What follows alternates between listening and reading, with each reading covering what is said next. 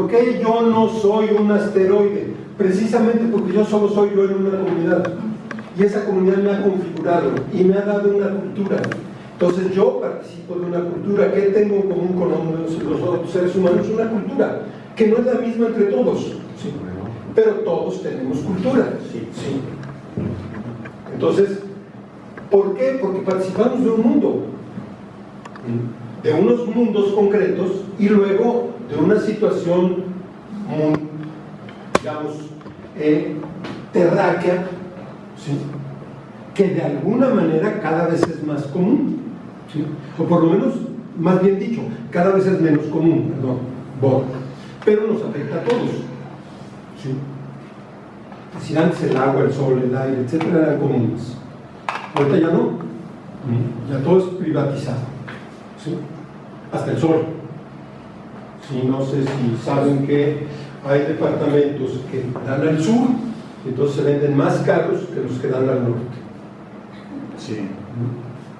El sol está privatizado, solo los ricos pueden pagar sol en invierno. Y había una época en que se cobraban impuestos por el número de ventanas que tenían. Claro, sí.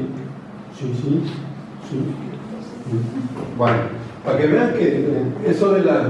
Bueno, entonces, este proceso, y esto lo podemos ver en innumerables ejemplos, ¿no? Sí, y aquí regresamos al lenguaje para que veamos un ejemplo, simplemente, pero que además es bien bonito, a mí me gusta mucho ese ejemplo. ¿Ustedes saben de dónde nace el lenguaje?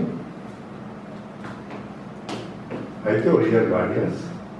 Si le preguntamos a Noam Chomsky, nos diría que tenemos una gramática narrativa con la cual nacemos.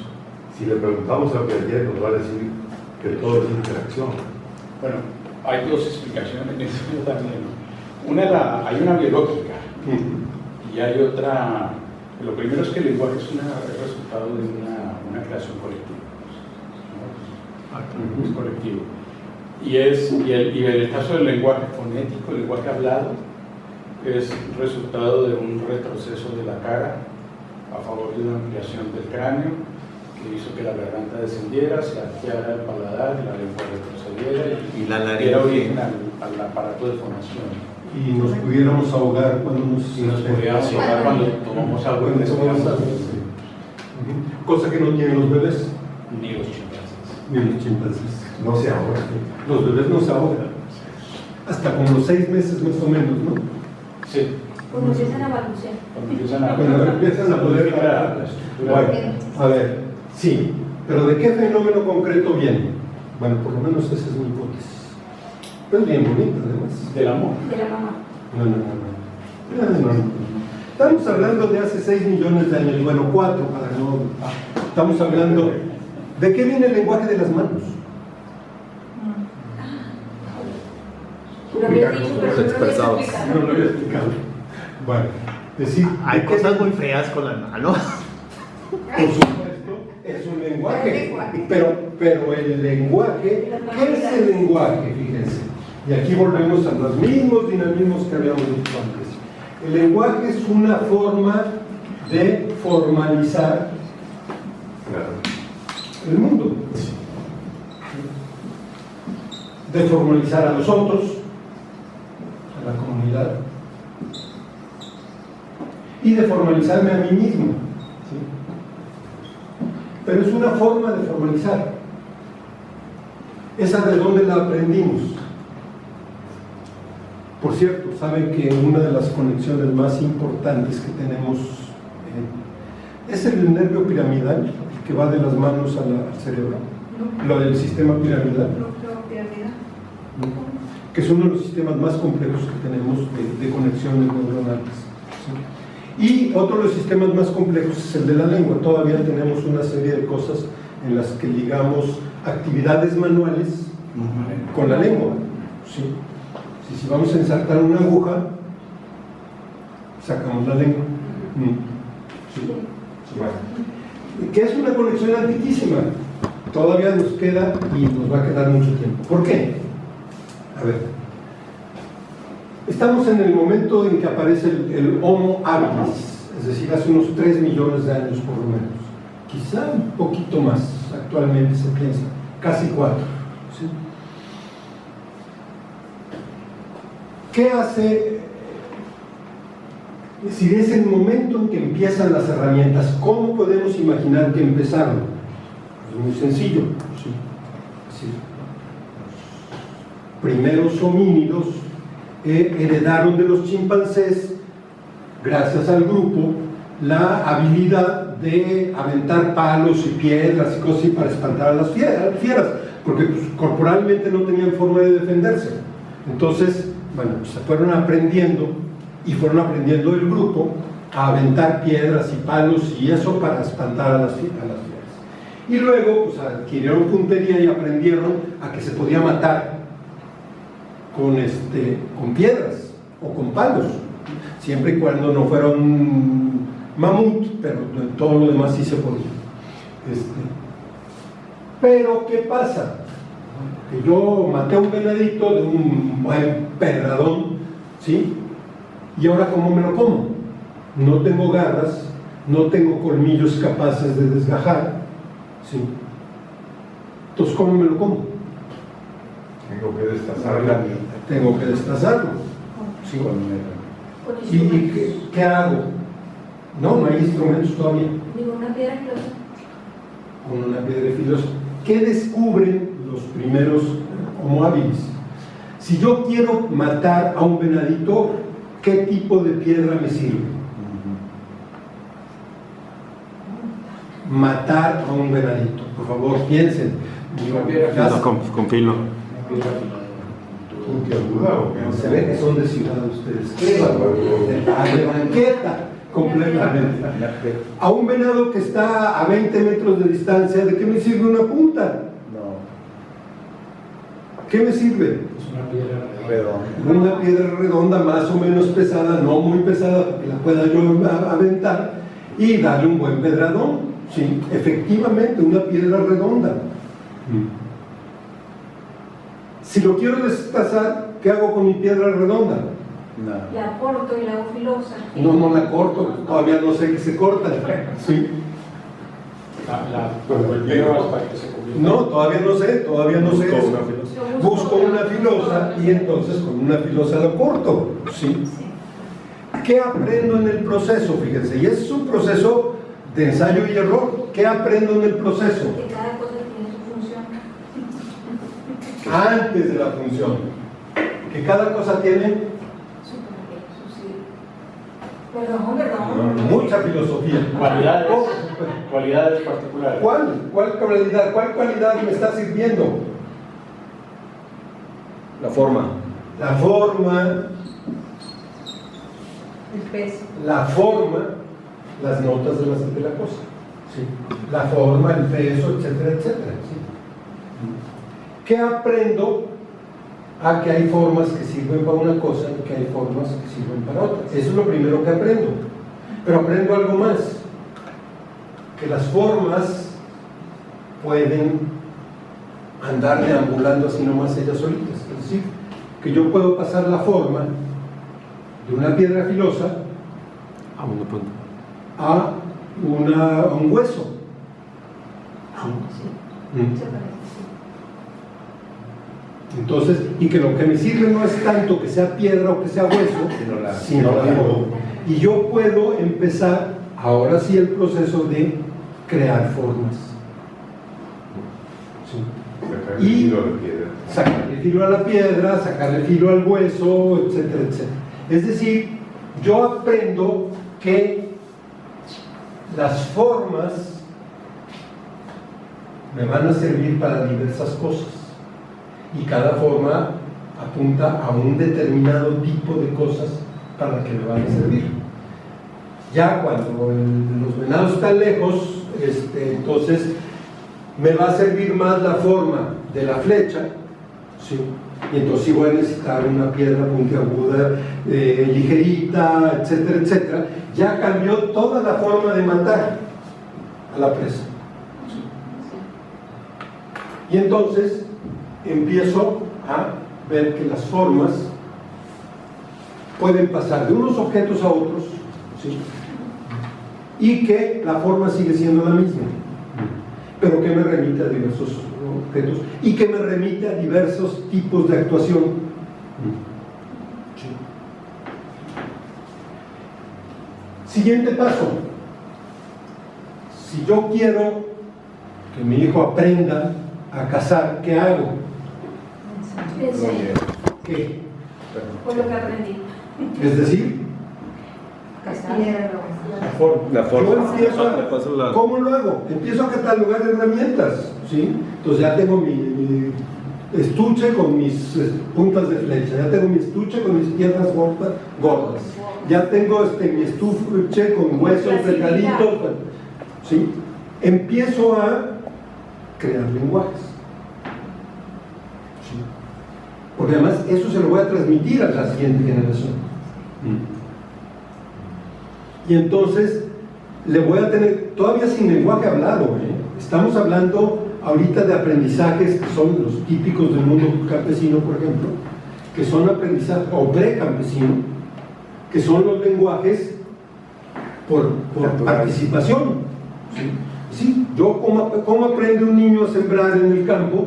Pues sembrando, viendo, y luego agarrando el arado, y luego haciendo tonterías, y luego dejando que se le vaya el caballo, y luego bueno, no necesita explicaciones.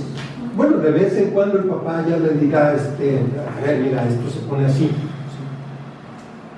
Pero simplemente de ver va aprendiendo qué piedras sirve para matar, qué piedras sirve para cortar, qué piedras, o qué hueso, o cómo se hacen los huesos, etcétera, etcétera, ¿sí? Y cómo se van haciendo formas cada vez más sofisticadas. Yo por ahí tengo un anzuelito, bueno, una flechita para cazar pescados, que es de este tamaño, de los tarahumares antiguos, de obsidiana. Es de este tamaño la flecha. Tiene ganchos de arpón, es de obsidiana y está hecha con piedras. Y tiene toda una dentadura de ganchitos echados para atrás para poder jalar el pescado. Digo, lo que esa herramienta implica de ingenio es impresionante. Les contaba en alguno de mis grupos que un grupo de antropólogos americanos se pusieron a hacer flechas, no digan anzuelos, eso sí ya excedía sus capacidades, flechas de punta de obsidiana con puras herramientas de piedra. Creo que la primera les tomó 2.500 horas de trabajo. ¿Con qué herramientas lo harían? ¿Quién sabe? No, con piedras. Puras piedras. El chiste era imitar, tratar de ver cómo le habían hecho los primeros pobladores de América. Se escaparon muchos venados. Hombre, se fue toda la manada y los hijos y los nietos de los venados. ¿Sí? En 2.500 horas. Bueno, esa forma de formalizar el mundo, que se están formalizando el mundo, eso formaliza, en primer lugar, ¿qué cosa? Las manos. Somos el único simio capaz de hacer este movimiento con presión. Hay algunos que lo pueden hacer, pero no pueden ejercer la presión que nosotros ejercemos con los simios. Eso se lo debemos a esta gente. ¿Sí? Imagínense, por un lado, la fuerza que se requiere para romper una piedrita de este tamaño con otra piedrita de este tamaño. ¿Sí? La precisión que se requiere para eso. Evidentemente, se requiere una conexión mano-cerebro impresionante. ¿Sí? Fortísima. Por eso es uno de los racimos más inervados que tenemos. Esto nos da la habilidad fundamental de nuestras manos. El instrumento configuró el cuerpo humano. ¿Por qué? ¿Quiénes sobrevivían más? Pues los que te iban teniendo fallas genéticas, etcétera, etcétera, que les permitían tener unas manos menos adaptadas para trepar a los árboles y más adaptadas para esto tan preciso, pero que los hacían inútiles para subirse a los árboles. ¿Sí? La herramienta configura las manos y configura el lenguaje, configura el organismo y configura la psique. Pero esto está transmitido y enseñado, etcétera, etcétera, inventado por una comunidad humana. Y esta transmisión es lo que llamamos cultura. La cultura no es un invento de pueblos ricos para distraerse. Por eso los antropólogos tienen tanto problema para definir la cultura, porque en el fondo la cultura es todo. Todo absolutamente es cultural, todo. El ser humano es el único organismo vivo que no puede vivir más que culturalmente, y que la cultura lo configura orgánicamente. Ya les decía el ejemplo de las gordas de Rubens, ¿no? ¿Por qué eran tan importantes las gordas en la antigüedad? Nosotros somos la única cultura que se puede dar el lujo de tener mujeres flacas. Eso es un lujo. Sí. De ricos. Sí. ¿Por qué? Porque los pueblos que no tenían asegurado, que eran muchísimos, la subsistencia, sobre todo en los pueblos agrícolas, que no tenían asegurado el alimento constante todo el año, ¿sí? O todos los años, lo fundamental para conservar el pueblo, ¿sí? La comunidad, era que las mujeres pudieran amamantar a los chiquitos y alimentarlos durante a veces 3-4 años. ¿Sí? Para eso, ¿qué tenían que tener las mamás? Reservas, efectivamente, reservas. Ustedes han visto por ahí en alguna foto en National Geographic a varios grupos de mujeres africanas que tienen unas asentaderas de este tamaño, ¿sí? ¿Por qué? Porque es la forma más económica de acumular reservas y de transportarlas además. ¿Sí? Entonces, esas mujeres eran las mujeres bellas, valiosas. Por supuesto, eran las mujeres deseadas, por eso eran las mujeres bellas. ¿Sí? Biológicamente eran indispensables para mantener la vida de la comunidad. Por eso se vuelven bellas. De hecho, todavía en Tarahumara, y bueno, todavía aquí en nuestra cultura, un niño gordito era un niño bonito, ¿sí? Rozagante, bonito, bello, ¿sí? Que dijeron los yucatecos, lindo, hermoso. Pesó 4 kilos al nacer, ¿no? Es una belleza de criatura. Vale. En Tarahumara todavía la palabra para decir mujer gorda y mujer bella es la misma. ¿Sí? Aquí es ofensa. Aquí es ofensa, claro, porque somos una cultura de lujos. ¿Qué hizo que las mujeres africanas llegaran a genéticamente tener esa forma de cuerpo? La cultura, no más. ¿Sí? La selección que empezaron a hacer voluntariamente, es decir, consciente y voluntariamente los hombres, de ir eligiendo a las mujeres que tenían esas formas de cuerpo más redondeadas, etc. Todavía en México, la canción aquella de Chaparrita, cuerpo de uva. Para el arrepentimiento. Cuerpo de uva, es decir, redonda. Sí. Esa era la chaparrita bonita. Pues sí, que vean que la cultura cambia y nos cambia el cuerpo. Las mujeres deseables eran estas, y eran las que se reproducían, y eran las que transmitían sus genes. ¿Sí? Y entonces se reforzaba ese tipo de corporalidad en determinados grupos. ¿Por qué los japoneses son chaparritos y redonditos? Es cuestión de formas también. ¿Sí? En física ha mostrado que las formas que guardan más el calor son las esferas, y las formas que dispersan más el calor son los cilindros, los cuerpos, que es lo que se espera. Por eso en África tienden a ser altos y espigados. Bueno, los pigmeos eran chaparritos, pero vivían en la selva, tenían esa ventaja. Y en los pueblos esquimales eran chaparritos y gorditos. En su comida. Sí.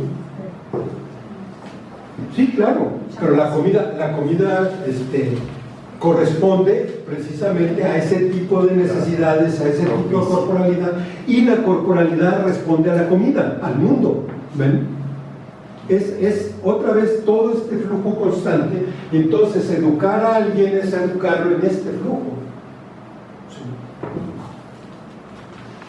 Sí. Y cuando de todo este flujo nos quedamos con una parte de la psique, que es la inteligencia, y ni siquiera la inteligencia, la racionalidad, y ni siquiera la racionalidad, la cientificidad. Y ahí cuando dices que racionalidad y todo, ¿está hablando solamente de algo biológico o ya traspasamos